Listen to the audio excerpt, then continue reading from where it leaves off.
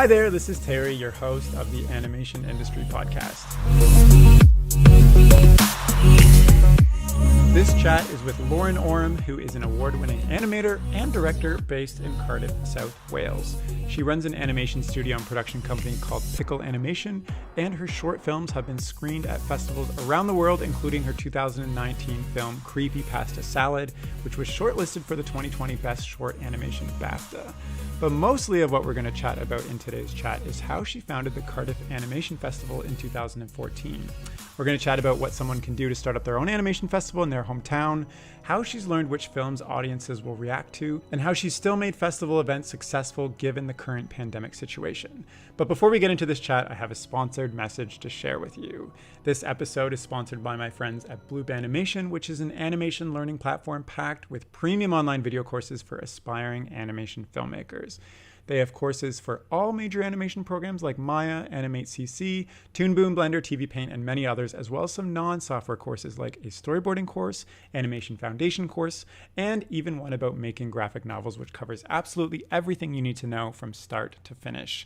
Their courses are all in video form, so there are no deadlines or application process. You simply just pick a course and you start learning in seconds. They even offer a free ebook titled Making an Animated Short, which covers their entire process step by step of how they made one of their films, from coming up with the idea to storyboarding, animation, and all the way to exporting the film. And you can get that book for free at bloopanimationcom/animationindustry. And you can check out their complete course library at bloopanimationcom/courses. Now let's jump right into our chat. So hi, Lauren. Thanks for coming on the chat. How are you doing today? Hey, thanks for having me. Yeah, I'm okay. Yeah, considering everything. Right. How are you? I'm doing well. I'm excited to chat, especially about how you created an animation festival you're in Wales, right?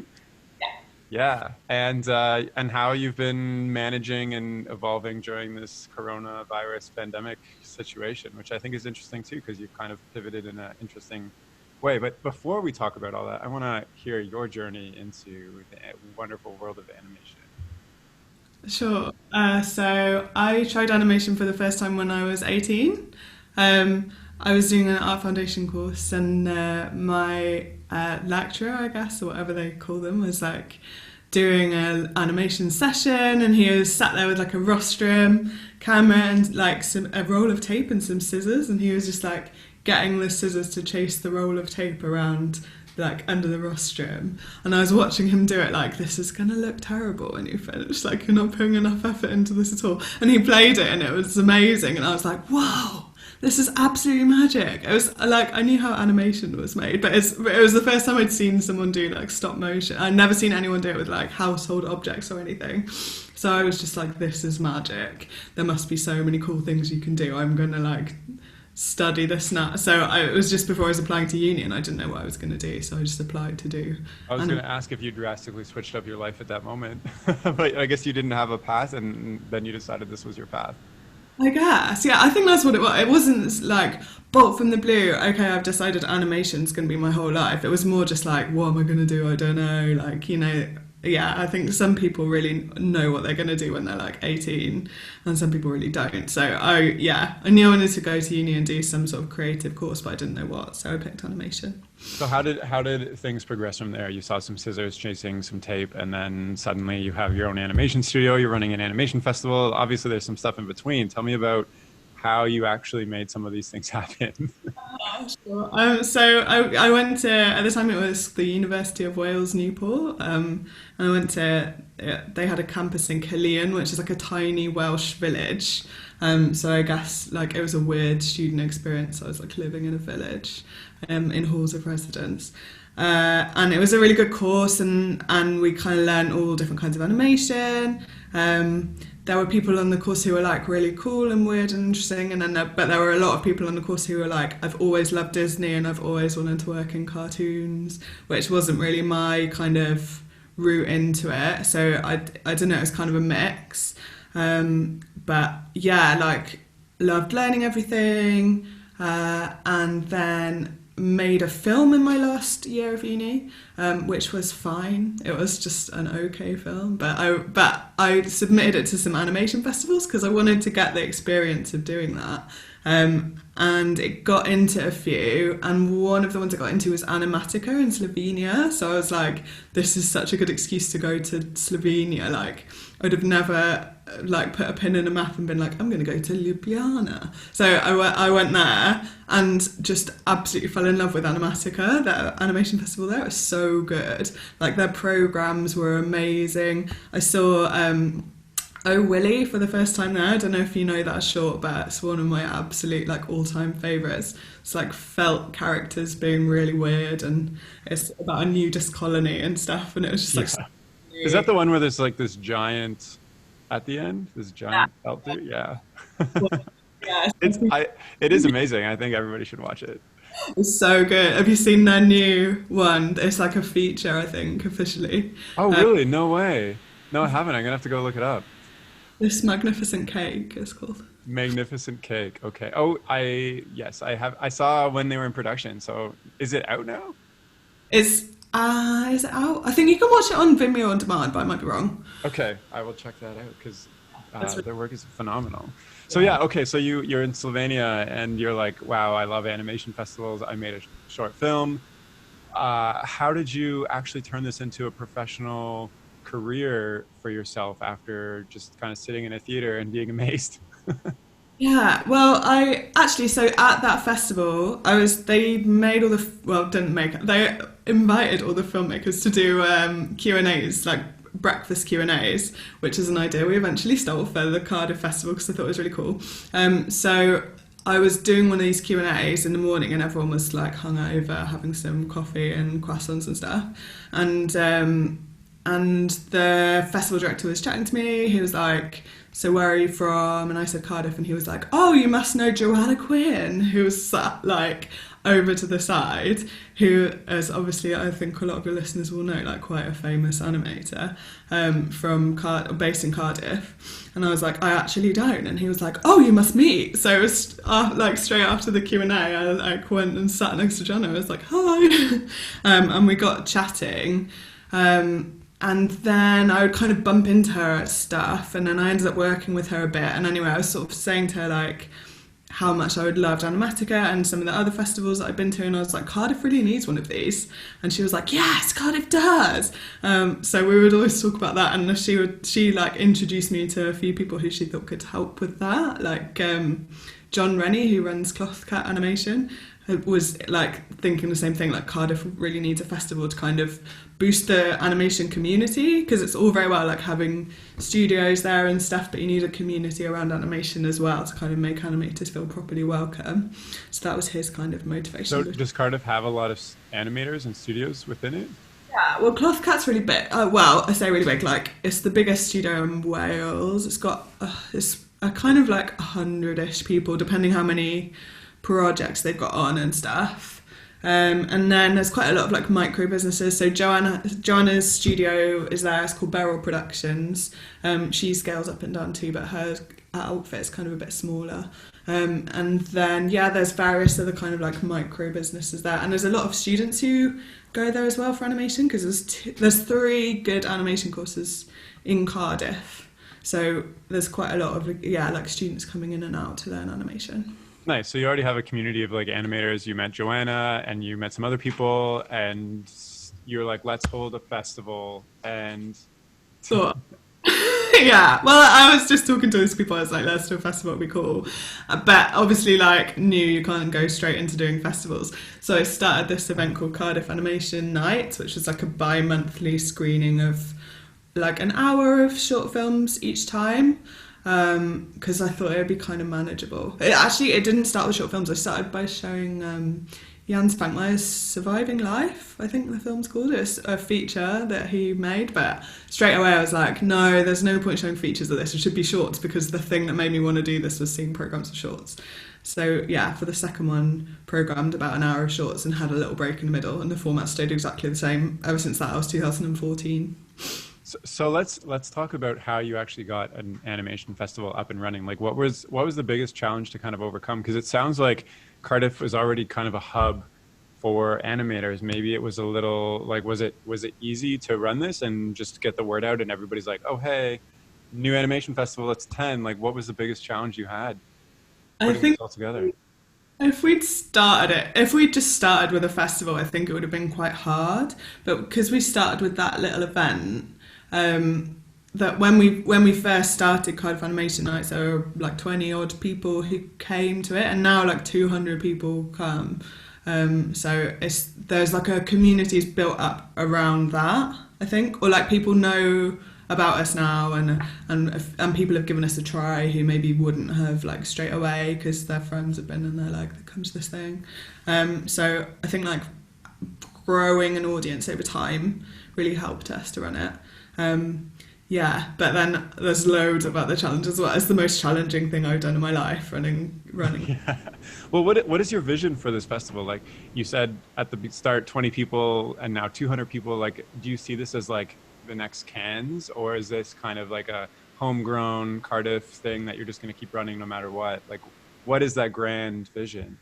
I wouldn't want it to be cat. I really like this.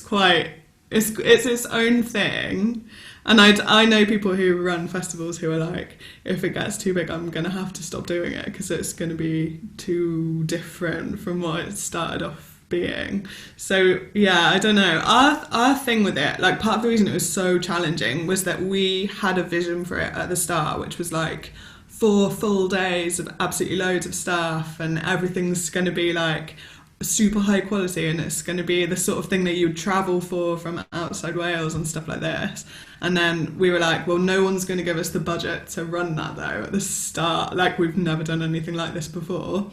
But we just sort of like chatted about it, and we're like, well, we can probably raise enough money to kind of pay for the stuff you have to pay for, and then we can just make it happen by just putting a ridiculous amount of time into it for free. So that was how we managed to like hit our vision pretty much straight away, just by being absolute nutcases and just like really going for it. You're saying we a lot. Who is it? You and some, like, who else is involved in this festival putting it together? Yeah. There's tons of it, like to the point where I'm going to forget someone and then feel horrendous about it. So there's me. Chris Wright was the first person who kind of came on board and was like, "Do you need any help with that with the animation nights?" But then obviously he, like everyone who helps with the animation nights, is like an integral part of the festival as well. And Ellis Donovan, those two are a couple. Who else? Chris James, who's a cinematographer, but obviously loves animation as well. Taylor Gwyn, who's a translator and a designer, but an animation fan too. Nia Alavesos, I never know how to say her last name. She's quite new. She came over to Wales from LA and joined the team. To kind of get to know people, which is really cool. Laura Tofaridis, who's a stop motion animator, Josh Flynn, who's a model maker, Sarah Al, who studies animation, and Laura Jones, who studies animation too. That's 10 of us. That must be everyone. I'm gonna have to write to you. Wow. Well, maybe there's a couple more that you missed, but that's fine. I'm sure they'll understand. But so it's 10 people. That's kind of insane. And where do you run this? Is it out of a local theater? Is it out of like a community center, your house, a bar? Like, Pretty much houses. And then I run an animation company too, so we've been running stuff out of that office a bit, and because we've got some yeah, space. I wanted to ask, is like this your full-time thing, or do you like you run an animation studio as well? So how, I have a bunch of questions around that. Maybe the first one that comes to mind is like, how has the festival helped your professional career in, like, I don't know, networking, connections, getting work, stuff like that? Has it been a big help for you? Yeah, I mean, honestly, I don't know. I think the way that I have seen it help me the most is that the other animation companies in Cardiff, and that, like, now I have really good links with them. So it's rather than kind of, if I'd set up an animation studio and didn't know anybody, I guess I would like see them as competitors and stuff. But instead, like, I have this complete mindset of like, we're collaborators, and I've worked with most of them in some way or another, like either worked for them on a project they're doing, or like done a collab as 2 different studios, or like hired them to work on one of our projects and stuff. So it's much more of like a kind of I guess, a community where we all help each other out, which is much more kind of suits me than being like, no, I'm going to be the biggest animation studio in Cardiff. I Do like you know? it. I like it.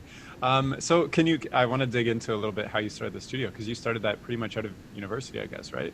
Can you Yeah, I can started you free. share that story? Because I think it's pretty intertwined with the festival as well. Yeah, I guess it is. I started freelancing straight out of uni, so I guess that was like it's kind of an extension of that. That's running my own business, I guess. But I was just like super stubborn, I guess, and I was like, I just would rather work for myself than for a studio. But that there wasn't a huge amount of kind of chat about what the animation world would be like during uni. So I think like as I was leaving, I was like, I would really like to start my own studio, like Joanna Quinn. And my lecturer was like, well, Joanna had like an amazing film. She was kind of nagging me. She wasn't, but it's exactly what I needed, because I was like, well, I'm going to show you, I'm going to start my own studio. But it took me ages. So yeah, initially I was freelancing, doing like really random projects, but I was running the projects, and that was the thing that really like, I don't know, I was into it because I kind of had control over much more of it than I would have if I was working for a studio. Obviously, like you have the client, what the client wants and stuff, but you can kind of work with that and be like, okay, here's my kind of creative solution to that, and I don't know, it just suited me. Yeah, but how do you go from freelance to having a studio and having people work for you? Like that's like it seems like, oh yeah, I'm already getting clients, I'll just hire some people, but obviously that's a huge step. So what was the moment that you were like, I'm gonna pursue this as a much bigger thing, and how did you make that happen? So I guess like I probably thought it would be nice to run a studio because I wanted to have a team around me, but it was scary.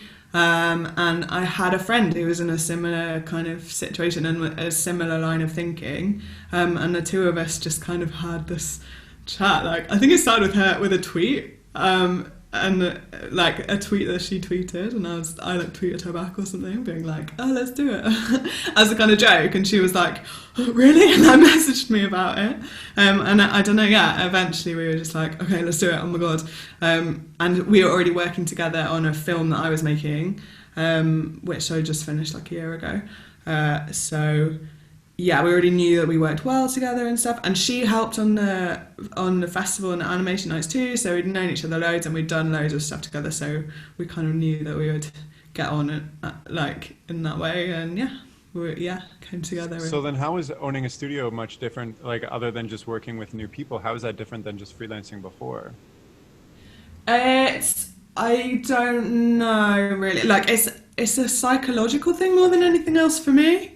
I'm sure there are some clients where like they have to work with a limited company rather than a sole trader, but I don't really know how much of it's that and how much of it's just like, yeah, mindset that you're saying like, this is our rates rather than this is how much I'm worth as an individual.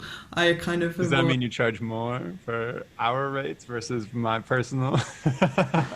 Yeah, well, I like our costs are more, so you have to. But then also, it's much easier to say that, or I find it much easier to say that rather than like being like, no, I'm not going to do it for less than this because I think I'm worth more or whatever. I don't know. It's just a struggle. I don't It's know. interesting. I find that too. It's like when you're personally tied to something like that, it's almost like you're worried, like, am I charging too much? Do they value my time or whatever? But when you're a company, you're like, well, if you want this done, it's going to cost you this. Sorry. I don't know. There's just power in it, I think, and in kind of working together and stuff. It's So what is your life missing now? Because it sounds like you're just kind of like in a cycle of like animation studio, making short films, running a festival, showing short films, animating. Like yeah. you're like completely in a whole bubble of animation. Like I don't know what else there is. So what is next for you, I guess? Some free time away from animation. Fair enough. No, I don't know. I think like both. Not so much actually. Not so much Picl the animation studio, but the animation festival is really built on like us just chucking in so much time, or like whether or not we're getting paid, and that's really tough. Like initially in the first year it was kind of like, well, this is fun, like let's see what we can do, but you can't, it's not sustainable. So it's kind of like building a business model and building a reputation where people will back it, getting the team together. Like for the first time this year we've got a fundraiser, so it's not just me doing it all by myself, because when I first started I was having to have like sponsorship negotiations with companies and stuff, and I was like, I literally have no idea what I'm doing. Like I'd never done anything like it before, and some of the first ones were like car crashes. I was awful, but I just kind of learned as I went along, and as much as like I'm really glad I learnt those skills, it's such a relief to have somebody else doing that with us now and kind of taking that stuff off me, because it means I can kind of concentrate on actually running it and stuff. And yeah, like we managed to double our budget from the first year because Laura Wellsman, who's helping fundraise, like helped us loads with that. So yeah, I think we're on a trajectory where it can become a sustainable thing. But at the moment, it takes like tons and tons of our time, and you have to be in a position to be able to give that time.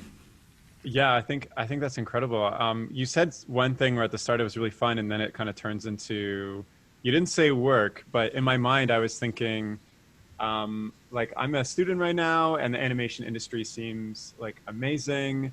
Does it become like a 9 to 5 office work job after a while for you? Because you're like running an animation festival, like you're doing everything. How does that feel day to day? It's weird, like from quite early on, because I guess it's your hobby initially, and then as soon as you start working in it, it does, but it becomes your job, and it becomes like just stuff like creeps in that means that it is work, but then it is still your hobby as well. It's a really weird like boundary blurring thing. And now like the thing I struggle with is I can't really animate to relax because it's my day job. So I think if I was like working in a cafe or something, I'd find a lot of kind of relaxation in animation, but I'm not really there because I'm doing it all day.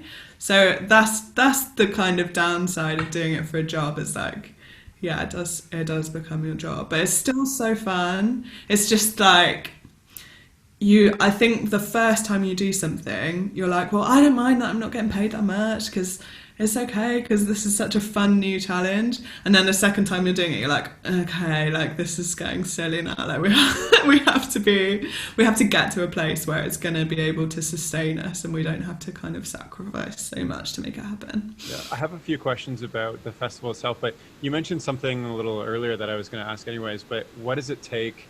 What do you need to sacrifice to run something like this? Like you said, you need a lot of time.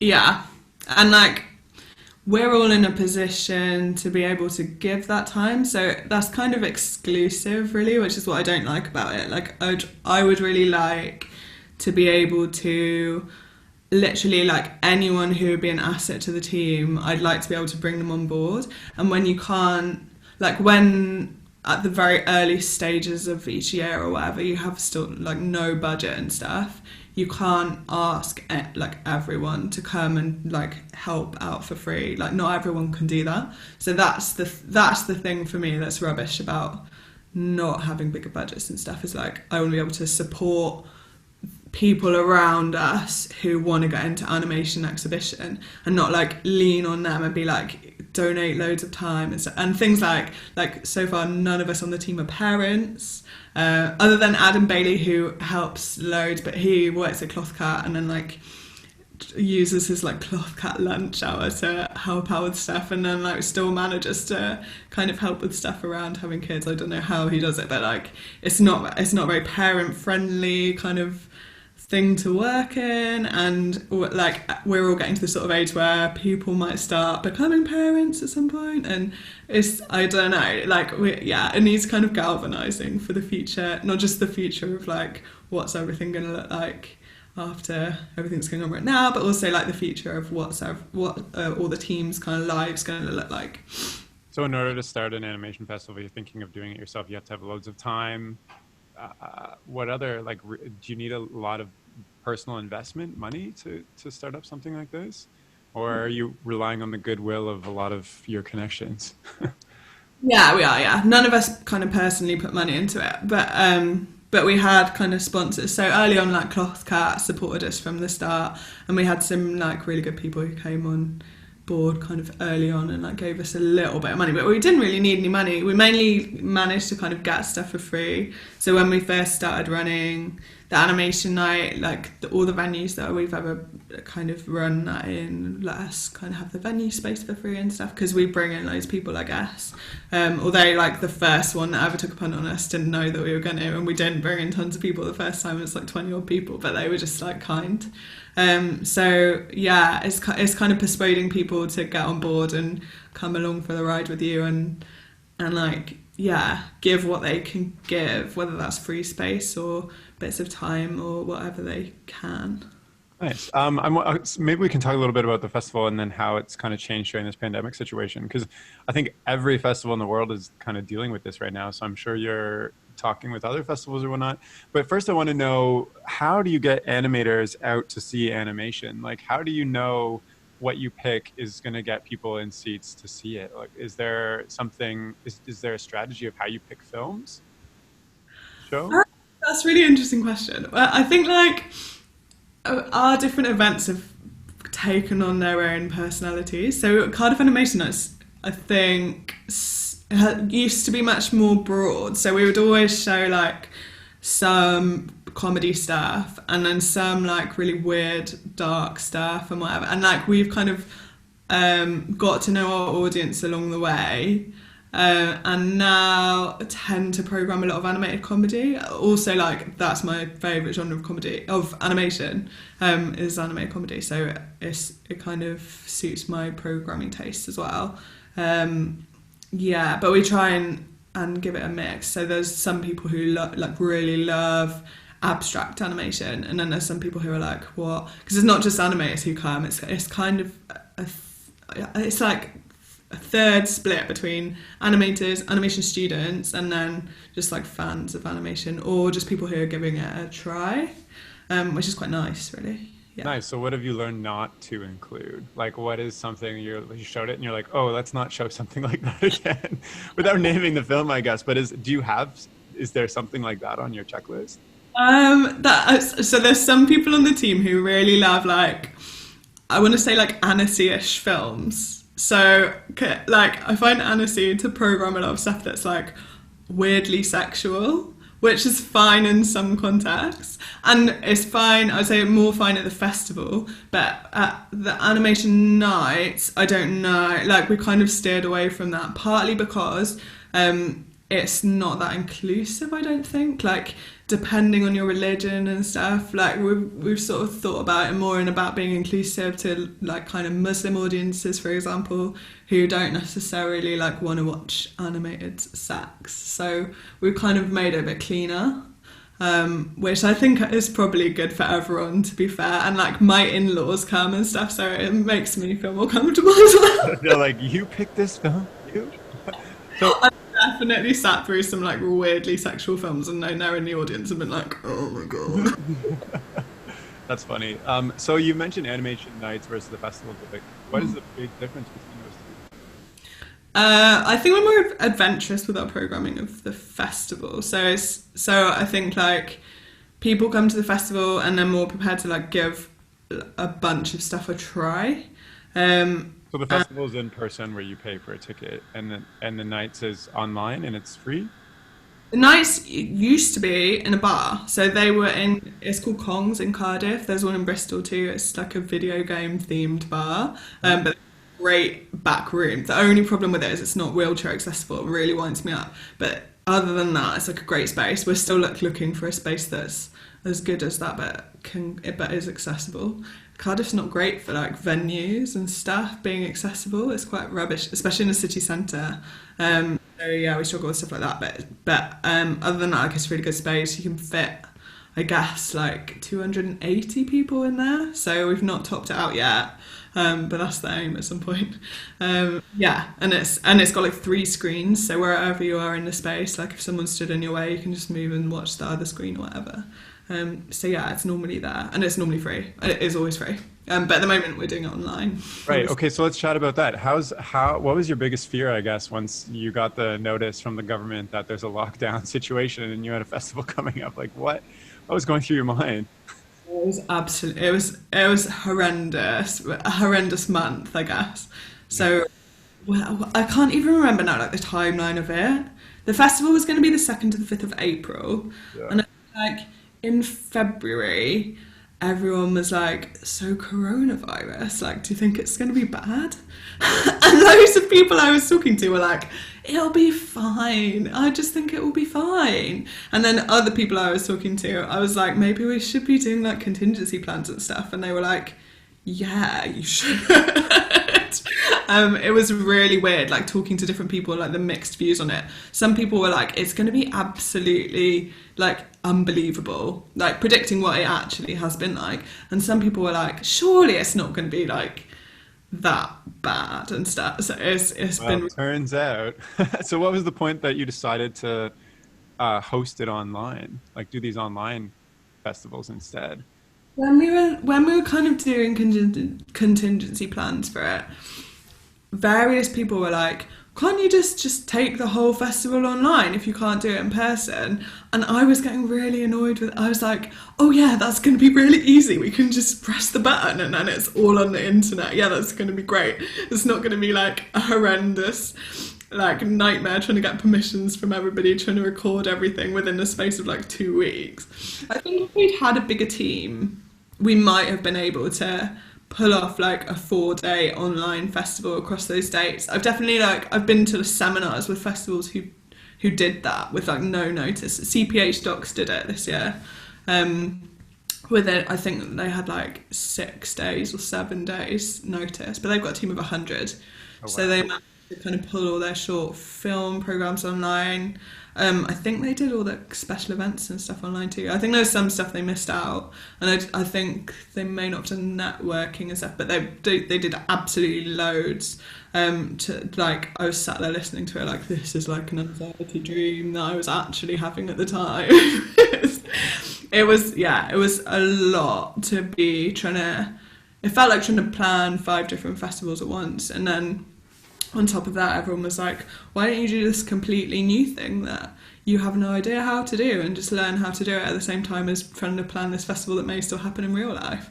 And I was just like, "What?" But then, as after we had to postpone it, and we released a statement like, "We're just going to postpone it," and then after that, we were like, we could probably do some stuff.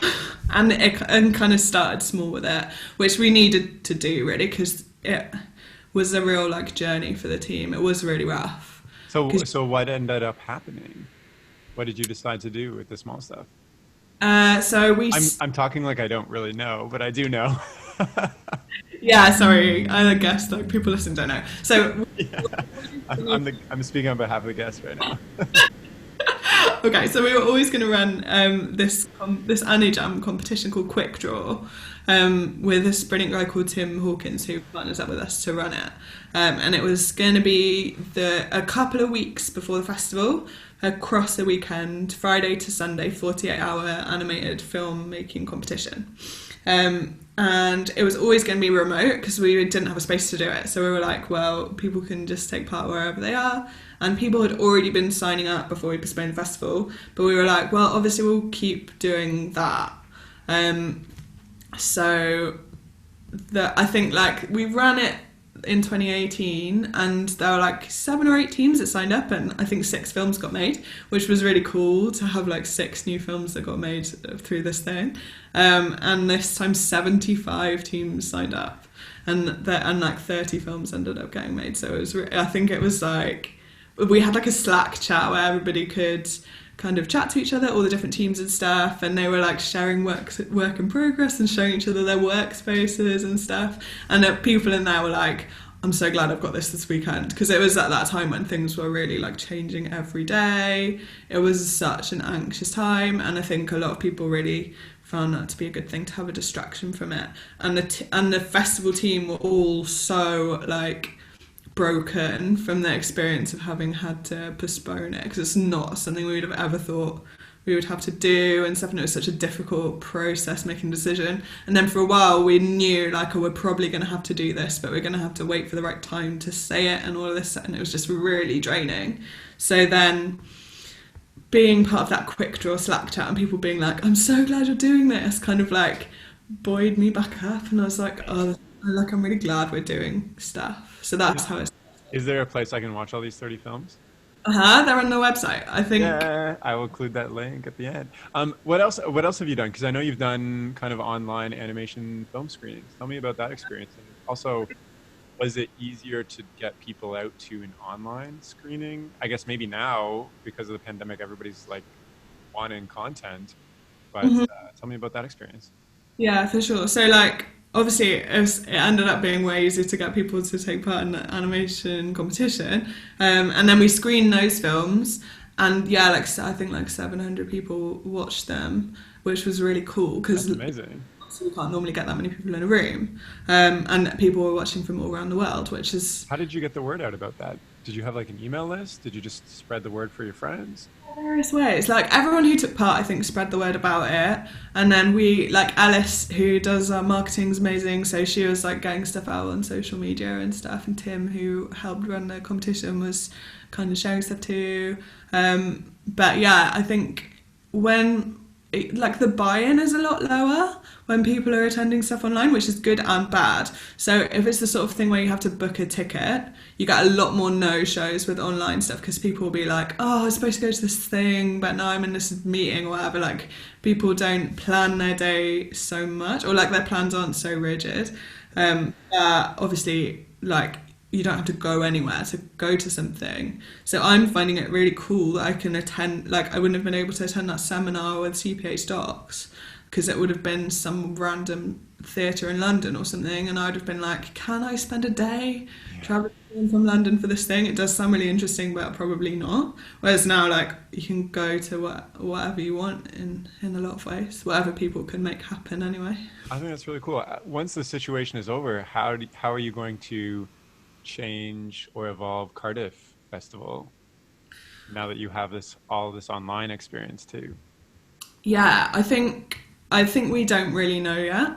I think like the next one we run is going to be super weird for us, because there'll probably still be some stuff we have to get around, kind of lockdown wise. Like I don't think it'll be full on lockdown in the UK anymore by the time we're running it again, but I think there'll be some social distancing still in place, which I really struggle with, because Cardiff's all about bringing people together. It's always my thing, is like, let's bring people together around animation. And my whole like aim for it has always been like, let's make a really inclusive festival space, and let's make everyone just feel really comfortable and welcome and sociable, even if they're not naturally that sociable. Let's find like ways to help them be sociable. So like we do drink and draw quite a lot, so you've got something to do with your hands and you're doing some drawing, and it makes I love that. Yeah, to chatting to people who, if you were having to like make eye contact with them, it might be tricky.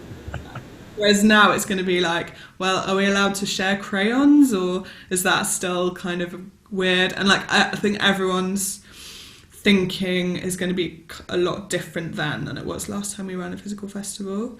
So that's going to be really tough, I think. But then there's stuff that we've learned that I think we'll bring forward. So online events and screenings and stuff that we've been doing, there's been benefits to that. Like people can attend them from wherever they are, anywhere in Wales. They don't have to get a train down from like Abergavenny or whatever. They can just log on. So that's great for people who are like rural. And then also we're reaching a lot more disabled audiences, which is like really great, because I guess it's like a pain to travel to. Like most of our venues are really accessible. It's just that one that isn't.